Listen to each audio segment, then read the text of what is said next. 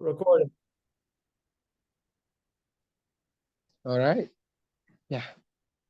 So before we get started, what can you say about my attire, my traditional attire? So it's very beautiful, Umar. I am here in Japan, and in Japan they would say "kirei desu." It is beautiful. Kirei desu. Kirei desu. Oh, so how can I say thank you in Japanese? You would say "arigato gozaimasu." That means thank you very much. Arigato Oh, gozaimasu. arigato gozaimasu. Pretty good. And in Spanish, yeah, in Spanish it is gracias. Yeah, yes, in Spanish you would say "muchas gracias." Yeah, it means thank you very much. Muchas gracias. Yes. Yeah, I learned that you speak Spanish, right? Yes. Yes, I speak Spanish. Yes. How many languages do you speak? Well, I speak English, I speak French, I speak Spanish, I speak German, I speak Italian. It's rusty, but I can speak some Italian. I speak a little bit of Zulu, and now a little Wow. bit of Japanese. A little bit of Japanese. So chotto, they say That, chotto, a little bit of Japanese. Chotto oh, nihongo. that's good. That's super exciting to hear this. And I hope, I don't know, have you ever been to Africa? Because Yes, yeah, I lived in South Africa in 1995 and 96, and I've gone back since then, but I've never been to Nigeria, and I would love the chance to visit your country. yeah, you should visit the country. And whenever you're in Nigeria, I'll be looking forward to meeting you and Oh, taking you you. around our city, Kano, northern Nigeria. Thank you. Thank you. So let's get started. I'm gonna start with a little bit of introduction to the program, and then dive deeply into the crux of the conversation. So, okay. Assalamu alaikum warahmatullahi wabarakatuh. Welcome to this special episode of Global Arena, coming to you from Global Arena TV. My name is Umar Isa Dandago. As you know, we try to bring interesting interviews and analyses of some of the biggest global issues for the consumption of our local audiences. Well, today's topic is not about the complexities of the Middle East politics or the rising cases of mass shootings in the United States of America. We got more than 30 cases of mass shootings, right from January to date. Of course, in the within like 3 weeks of this year, more than 30 cases of mass shootings. And this is a very interesting topic that I've started digging into, and I will very soon present something about it. By the way, my guest today is an American multilingual academic and an investigative journalist who is at the same time the founder and executive director of the Center for Collaborative Investigative Journalism, CCIJ. And he joins me now via Zoom from as far as, well, Japan, which is geographically located in the far eastern part of the world. They call it Far East. I don't know, probably there is no any other major country apart from Japan in that geographical location. So he is there in Japan doing carrying out some of his projects and works. He has worked globally, and this organization, CCIJ, Center for Collaborative Investigative Journalism, has been working on different number of investigative journalistic reports and programs. And my guest today also, Jeff Kelly Lowenstein, that's his full name, is not only a journalist and academic, he's also a writer. He has written a number of publications and edited a number of books. You know what? In journalism, there are many fields of specializations. Some of us want to go for newspaper, like my friend Uzair Adam. Others like me are interested in radio and TV. I spent 2 years doing a radio show, and right now I'm doing a TV show, mostly based on YouTube. But very few of us get to have interest in investigative journalism. Why? Well, simply because of the enormously sheer amount of risks and dangers associated with it. According to a report briefly by International Press Institute, the IPI 2022 witnessed a devastating decline in journalists' safety as 66 journalists and media workers worldwide were killed in connection with their profession.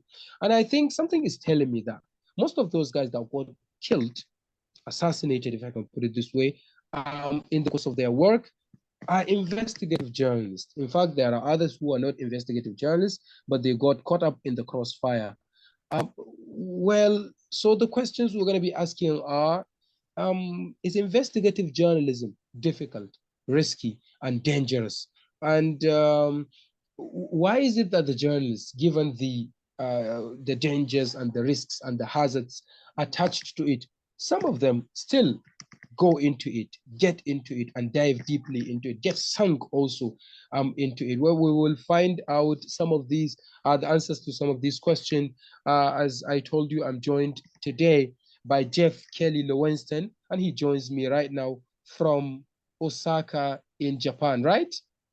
Well, yes, thank you very much for having me, Umar. It's an honor to be here. I appreciate the opportunity and your interest in CCIJ. As we discussed earlier, I appreciate the opportunity to see you in the beautiful traditional clothing, and I admire the work that you're doing with Global Arena. So thank you very much for having me. And we are actually, it's so funny that you mentioned Osaka, because we're going, my wife and I are going tomorrow. It's just about an hour away. We're in a community called Hikone, about an hour from Osaka. So you're absolutely in the right part of the country, just a little about an hour away. That's great. I thought earlier on you were in the capital, Tokyo, or you were in Hiroshima or Nagasaki to go and see the devastation caused by atomic bomb dropped by the United States, your country, on Japan. Why didn't you visit the place? Or have you ever? No. We will go there, and it was a very significant event in our country's history and in the world's history. We just haven't yet gotten there. We were in Tokyo last week for a project that I'm working on to meet some investigative journalists there and get a sense of what the media landscape is like here and how people are dealing with some of the very real threats that you've described that investigative journalists face all over the world.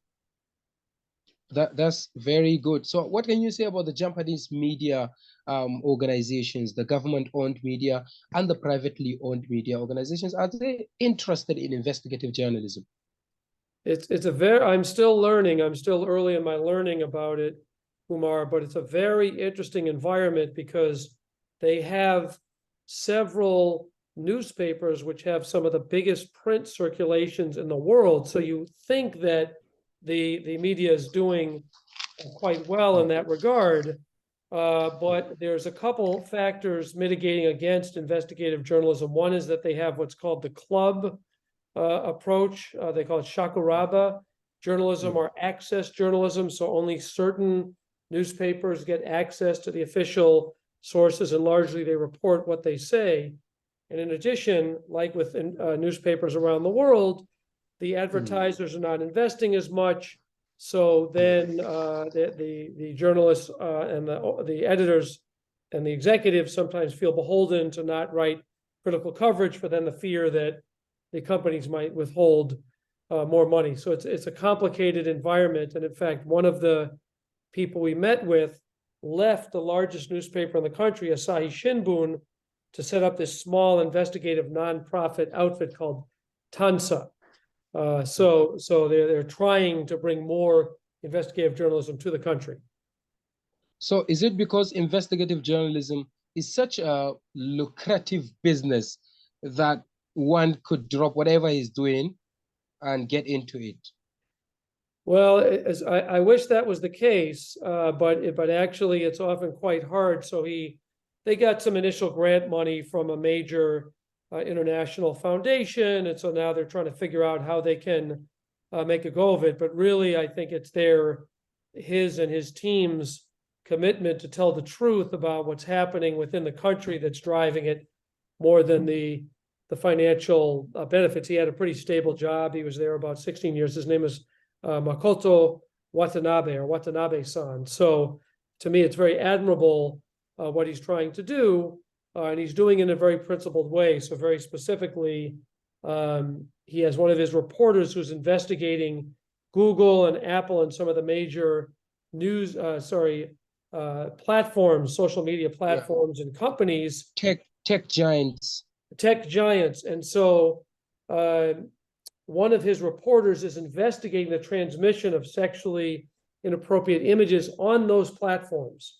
So Google approached him, offered him money because they were looking to, pump up investigative journalism, they said, but he felt that it would be a conflict of interest between what he's trying to do and the ethics of the investigations his reporter is doing, and then accepting money from Google. So he refused the money on principle. And so I admire that decision, even though now it makes it financially more difficult for him.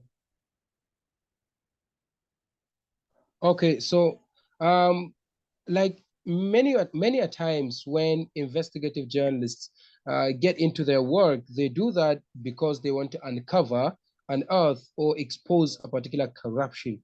Have you noticed that Japan, despite all the luxury that the people of the citizens of the country are enjoying, and despite the leadership that they have, which is far better than the leadership that we have here in Africa, do you think that there are issues to investigate, to unearth, to uncover in that very country, Yes, which is said to have which is said to have a very good lifespan? You can have somebody who is as old as 100 or above 100 years old living in Japan.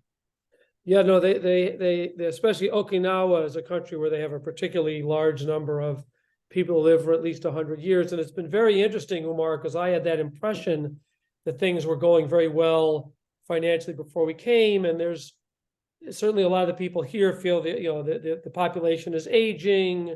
A lot of people aren't having kids. So there's a lot of questions about where the country is headed financially and socially. But to your question, yes. And in fact, Tansa is doing a lot of important investigative work around the environment. They're doing important investigative work around the legacy of the Fukushima nuclear disaster. They're doing important investigative work, as I mentioned, about the transmission of sexually inappropriate images. They're doing financial investigations. They're doing police investigations. So there absolutely are issues to investigate. And what's very interesting is that they were explaining that sometimes last year, a politician would use their articles to then ask a question of a political leader, but when the other media reported, they would not cite Tansa as the source of that information. So it's very interesting. But yes, they're really trying to build a new type of journalism and a new tradition here. And that's one group. And then there's another journalist that I'm looking forward to talking with as well, who's a member of ICIJ, International Consortium of Investigative Journalists, who's participated in Panama Papers and Pandora Papers, and a lot of these multinational leak-based investigations. So yes, there are definitely things to investigate here in Japan.